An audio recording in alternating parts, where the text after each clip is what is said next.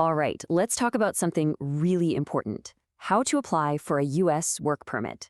We're going to break down the whole process for filing Form I-765 and turn it into a super clear, step-by-step guide based on all the official info. So let's just get right to it. The big question: how do you actually get official permission to work in the United States? Well, if you're not a citizen but you're already here, the answer almost always comes down to one specific document and one very important application.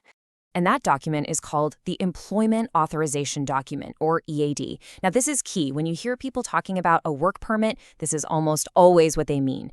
Think of it as your official ID card from the government that proves, yep, you are legally allowed to work here for a set amount of time. So where do you even start? Well, the first step, and honestly, it's the most critical one, is making sure you're even eligible to apply in the first place. U.S. Citizenship and Immigration Services, that's USCIS, has this big, long list of who qualifies. And here are just a few of the most common ones you'll see. Maybe you have a green card application that's pending, or maybe you're an asylum seeker, a refugee, or someone with temporary protected status. Now, this list isn't the whole shebang, but it gives you a pretty good idea of the kinds of situations that might qualify. And this is so important. You can't just guess your category. You have to go to the official USCIS website, pull up the instructions for Form I-765, and find your exact eligibility code.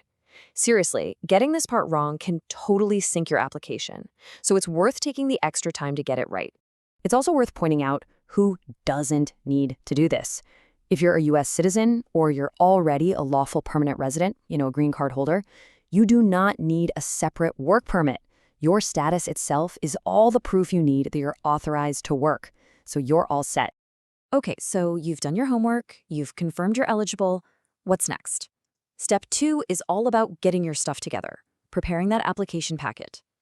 Let's run through a quick checklist. You're going to need proof of who you are, like a copy of your passport. You'll need 2 recent passport-style photos. You'll also need a copy of your current immigration paperwork. And this is a big one, the specific evidence that proves you fit into your eligibility category. And finally, you'll need the money for the filing fee, unless you qualify for a fee waiver. Okay, now listen up, because this is a pro tip you absolutely cannot ignore. USCIS updates their forms all the time. And you know one of the fastest ways to get your application rejected? Using an old version.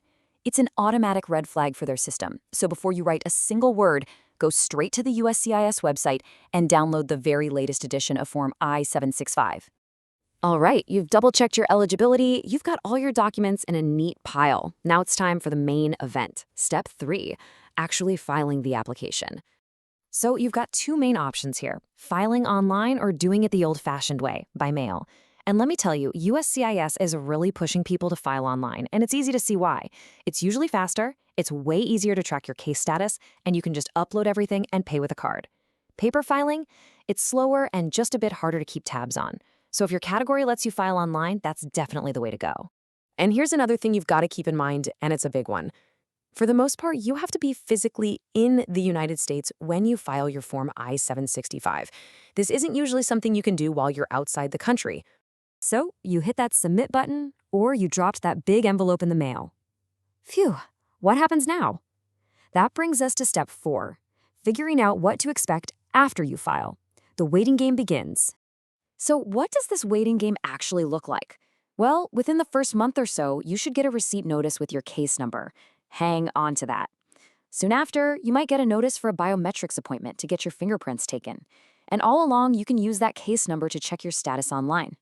The time it takes to get a final decision can really vary, but once you get that approval, your EAD card will finally show up in your mailbox. Now, I gotta be real with you here, this is where you need to manage your expectations. The wait can feel long, and it's super unpredictable. We're talking anywhere from a few months to, in some cases, over a year. It all depends on your category and how backed up things are. The best thing you can do is check the USCIS website. They have a tool that gives you the latest estimates, so you can at least get a rough idea. And then, finally, that day arrives. You get that envelope, and inside is your card. So let's talk about that final stage. You have your EAD card, now what? This little piece of plastic? This is what it was all for.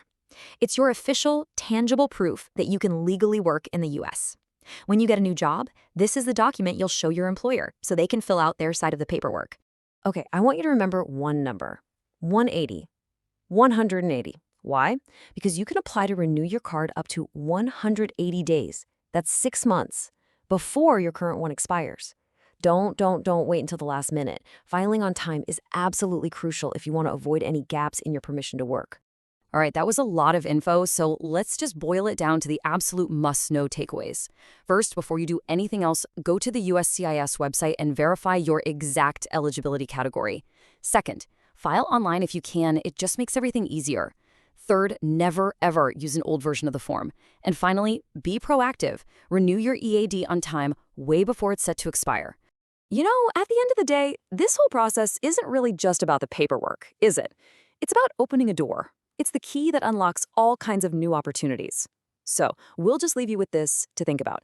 Your EAD is approved. So, what's the very first step you're going to take in your American career?